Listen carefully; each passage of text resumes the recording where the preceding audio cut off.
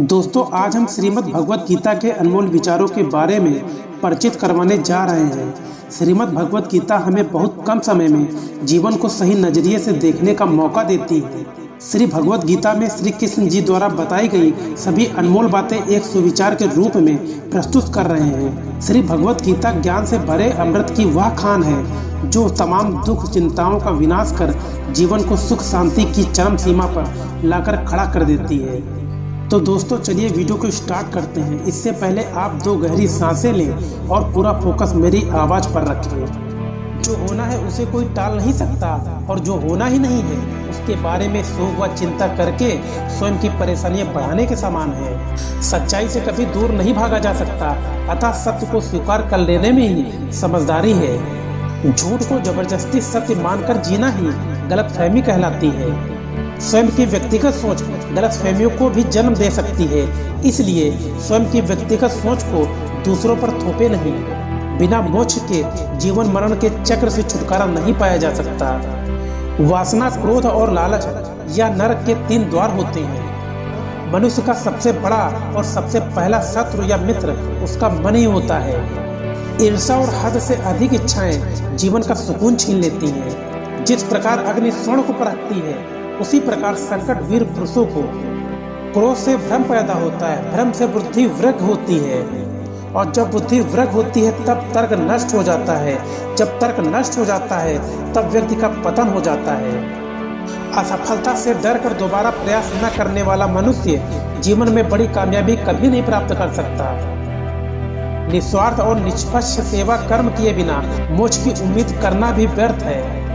बड़ी कामयाबी ऐसे ताले में बंद होती है जो 5 चाबियों से खुलती है। सकारात्मक सोच, एकाग्रता, निरंतर प्रयास, सच्ची लगन और दृढ़ संकल्प। लक्ष्य प्राप्त करने हेतु उस कर्म में पूर्ण समर्पण अति आवश्यक है। इसके लिए धन की लालसा मन से निकालकर अपने कर्म पर एकाग्र हो। जब भी मनुष्य स्वयं की इंद्रियों के अधीन हो जाता है तो लालच, आलस, वासना जैसी विकारताएं मन पर सवार हो जाती हैं। क्रोध सोचने की ताकत हर लेता है, जिस वजह से सही फैसले ले पाना कठिन हो जाता है। यदि आप कर्म फल प्राप्त की लालसा व लालच हेतु कर रहे हैं तो कर्म कभी आपकी उम्मीदों के अनुसार प्राप्त नहीं होगा। बुरे कर्म से पीछा छुड़ाने का सबसे बेहतरीन तरीका है मन में अच्छे विचारों को आने दो, सकारात्मक सोचो। मनुष्य जीवन में वही करता है जो भी वो देखता है, सुनता है, समझता है। मनुष्य की हर क्रिया प्रतिक्रिया उसकी सोच पर आधारित होती है। मनुष्य का मन परिवर्तनशील है। हमारे सोचने का तरीका और आदतें वैसी ही बनेंगी जिस तरह के लोग और माहौल में हम अधिक समय बिता रहे होंगे। बड़े लक्ष्य के निर्माण और सपनों को सच करने के लिए सबसे पहले आपको कल्पनाकारी बनना होगा। जो व्यक्ति किसी अच्छे कर्म को करते हुए उसे ही अपना सौभाग्य और पुरस्कार मानता है, तो ऐसे व्यक्ति को कर्म फल उम्मीदों से कहीं अधिक मिल जाता है। फल की आशा से कर्म करने वाले मनुष्य का मन कभी शांत व संतुष्ट नहीं रहेगी, क्योंकि उसकी लालसा हर नए शिखर पर पहुंचती रहेगी। ऐसे में उसका मन कभी संतुष्टि का आनंद नहीं भोग पाएगा। बार बार जन्म लेने वाली असीमित इच्छाएं मनुष्य को इंद्रियों का गुलाम बना देता है। किसी के प्रति बुरी भावना रखना, बुरा सोचना, ईर्ष्या करना, बुरा बोलना, अपने धर्म और कर्तव्य की पालन न करने वाला कभी मोक्ष प्राप्त नहीं कर सकता। जब हम दूसरों की चुगली करते हैं तो हमें उसके भाग्य में मिलने वाले दुख कष्टों को भी भोगना पड़ता है। मैं भूतकाल, वर्तमान और भविष्य हूँ। होने वाली घटना हर परिणाम देख सकता हूँ, इसलिए परिणाम की चिंता छोड़कर अपने कर्म करते रहो। अच्छा कर्म हुआ तो फल अवश्य मिलेगा, अगर बुरा हुआ तो दंड भी अवश्य मिलेगा। कर्म अच्छे हो या बुरे, वे तब तक पीछा नहीं छोड़ते जब तक वह कर्म करने वाले को प्राप्त ना हो जाए। यानी जब तक कर्म करने वाला अपने कर्म के परिणामों को पूर्ण रूप से भोग ना ले। समय से पहले और भाग्य से अधिक कभी किसी को कुछ नहीं मिलता है। सामान्य मनुष्य सदैव सर्वश्रेष्ठ मनुष्यों को देखकर उन्हीं के आदर्शों पर चलकर उन्हीं के जैसा बनने की कोशिश करते हैं। संसार तुम्हें वैसा ही दिखेगा जिस मानसिक दृष्टि से तुम संसार को देखोगे। बाहरी सुंदरता, बुरी चीजों और बुरी आदतों के प्रति मनुष्य तब आकर्षित होता है जब वो अपनी इंद्रियों के अधीन हो जाता है। जिस प्रकार जलते हुए एक छोटे से दिए की रोशनी से प्रचंड अंधकार समाप्त हो जाता है, उसी प्रकार जब आप मन में मौजूद अज्ञानता से भरे अंधकारी रूपी कमरे में सकारात्मक सोच का तेल डालकर ज्ञान का प्रकाश उजागर करेंगे तो अज्ञानता रूपी समझ अंधकार स्वयं ही समाप्त हो जाएंगे। ईश्वर आपकी सुनता है या नहीं, या आपकी श्रद्धा, विश्वास और आस्था पर निर्भर करता है। ईश्वर पर भरोसा रखकर दिल से उन्हें याद करोगे तो वो अवश्य किसी न किसी रूप में आकर आपकी मदद करेंगे। यह सोचकर कभी अभिमान न करें कि हमने कितने लोगों या जीवों की मदद की, क्योंकि करवाने वाला तो वो स्वयं ईश्वर है, आप तो मात्र जरिया हो। किसी का भला करके कभी एहसान न जताएं, अन्यथा वह कर्म शून्य हो जाएगा और मिलने वाला प्रारब्ध व्यर्थ हो जाएगा। मन में शंकाओं को कभी जन्म न दो, यह शंकाएं मन में गलत फहमियों का पहाड़ खड़ा कर जीवन का सुख चैन छीन लेती हैं। क्रोध करना व्यर्थ है। यदि आप क्रोध में आकर प्रतिक्रिया दे रहे हैं तो इसका अर्थ आपको ईश्वर के बनाए कानून कर्म पर भरोसा नहीं। यदि कोई आपके साथ बुरा करता है तो कर्म उसका हिसाब खुद ही कर देगा। मन को सदैव नियंत्रण करके चलो, अन्यथा ये मन आपका सबसे बड़ा शत्रु बनकर आपसे बुरे कर्म करवा सकता है। उपकार की बजाय परोपकार करें, चिंता की बजाय चिंतन करें। एक ही मनुष्य की हमेशा मदद न करें जब तक कि वो स्वयं ही काबिल न हो। ज्ञान सदैव बुद्धि से उत्तम व श्रेष्ठ होती है, इसलिए ज्ञान अर्जित करते रहें और बांटते रहें ताकि दूसरों का जीवन संवर जाए। कोई भी इंसान जन्म से नहीं बल्कि अपने कर्मों से महान बनता है। जो व्यक्ति फल की आशा हेतु कर्म करता है वह कर्म से ही बंधकर रह जाता है। तेरा मेरा छोटा बड़ा अपना पराया मन से मिटा दो, फिर सब तुम्हारा है और तुम सबके हो। दुनिया और लोग वैसे ही नजर आएंगे जैसा तुम देखना चाहोगे। कोई भी दुख तुम्हें तब तक विचलित नहीं कर सकता जब तक तुम इंद्रियों को अपने वश में रखते हो। फल की अभिलाषा छोड़कर निरंतर कर्म करने वाला पुरुष ही अपने जीवन को सुखद व संतुष्टिदायक बनाता है। आध्यात्म से जुड़े एक आध्यात्म ज्ञान ही जीवन को सुकून की तरफ ले जा सकता है। बुरे अतीत को याद करके दुखी होने से अच्छा है उससे सीख लो और अपने वर्तमान को सुधार कर एक बेहतर भविष्य का निर्माण करो। जीवन में किसी भी पल कुछ भी हो सकता है, जीवन सीमित है, समय व्यर्थ मत करो।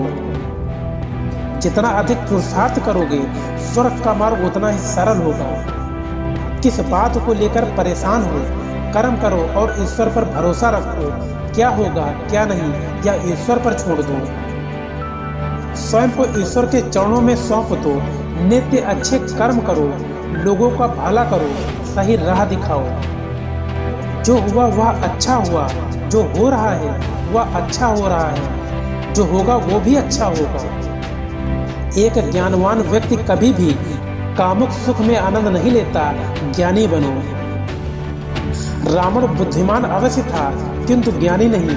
उसकी अज्ञानता ने उसे क्रोधी, कामुक और अहंकारी बना दिया, जो उसकी मृत्यु का बड़ा कारण बना।